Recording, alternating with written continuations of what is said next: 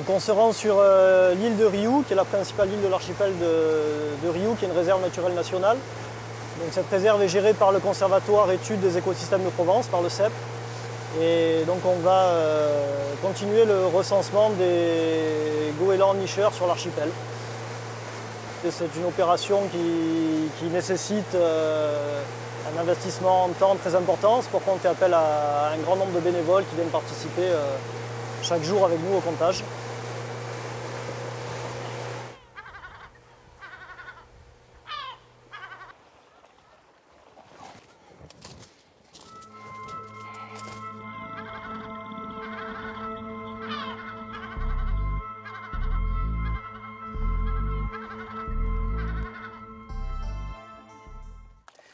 Donc en fait, les îles sont découpées en plusieurs secteurs. Le numéro de secteur, on vous l'annoncera.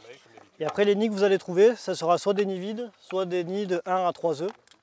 Donc il suffit de mettre, à chaque fois que vous voyez un nid, il suffit de faire un petit bâton. Vous faites un système de carré barré par 5, c'est plus simple pour comptabiliser après.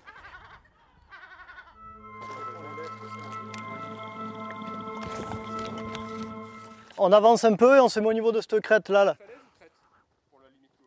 En fait, le but, c'est de connaître un petit peu la dynamique de population des goélands et leur évolution. Savoir qu'au début du siècle, il y avait à peine une centaine de couples qui nichaient.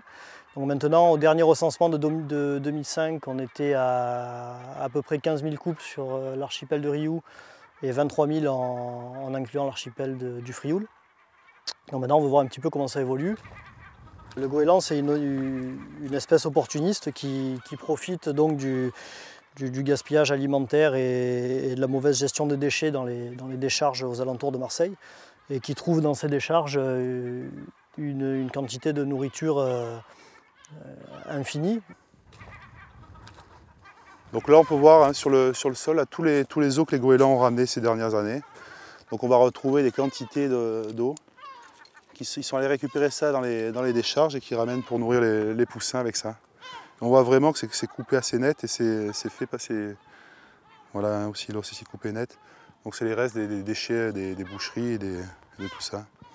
Donc comme la plupart des oiseaux, les goélands aussi font des pelotes de rejection. Tout ce qui n'est pas assimilable, hop, ils vont en faisant une pelote, ils le recrachent comme ça. Donc là c'est typique pelote de goéland.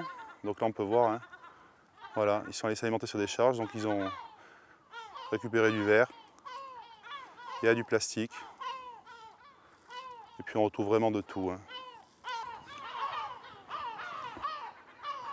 Donc en fait, il y a toute une problématique en cascade qui fait que l'abondance de nourriture dans les décharges permet à la population de goélands de croître de façon exponentielle.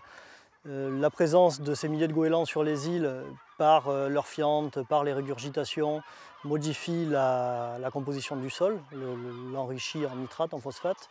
Cette modification du sol fait qu'il y a des plantes qui n'étaient pas là à l'origine qui se développent au détriment d'autres espèces plus patrimoniales. Et ces plantes qui se développent, qui sont des plantes grasses assez riches, elles permettent aux populations de mammifères introduits sur les îles, les rats et les lapins, de se développer elles aussi en parallèle de façon anormale. Et c'est ces mammifères introduits qui auront un impact sur les populations de puffins et d'océanites, qui sont des oiseaux marins qui nichent à terre sur les îles. La solution de supprimer les goélands, c'est pas une solution. Il faut voir au niveau de la ressource alimentaire, donc c'est la fermeture des décharges ou l'enfouissement des ordures ménagères. L'année dernière, j'ai participé à l'opération de stérilisation des pontes de goélands qui a lieu tous les ans, où en fait, sur certains secteurs où la flore particulièrement est sensible, on asperge en fait les œufs d'huile végétale afin de les étouffer. Si on enlevait les œufs, les goélands repondraient à la suite. Donc là, ça permet d'effectivement empêcher l'éclosion et qu'il n'y ait pas de ponte de remplacement.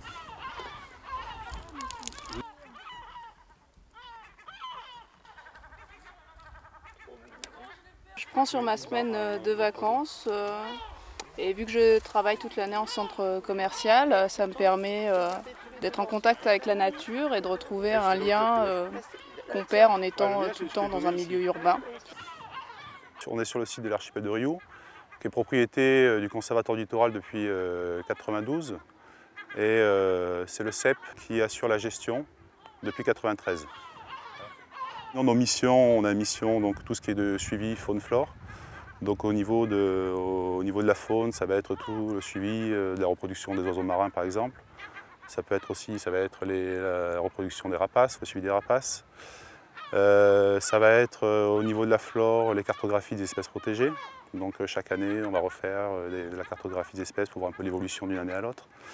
On a un rôle aussi d'entretien, j'allais dire, général du site. Donc ça va être le nettoyage des plages, l'entretien des sentiers, il y a eu un gros travail aussi de balisage de la réserve. Et puis il y a un côté aussi dans notre travail aussi, on a un rôle de police aussi, de surveillance.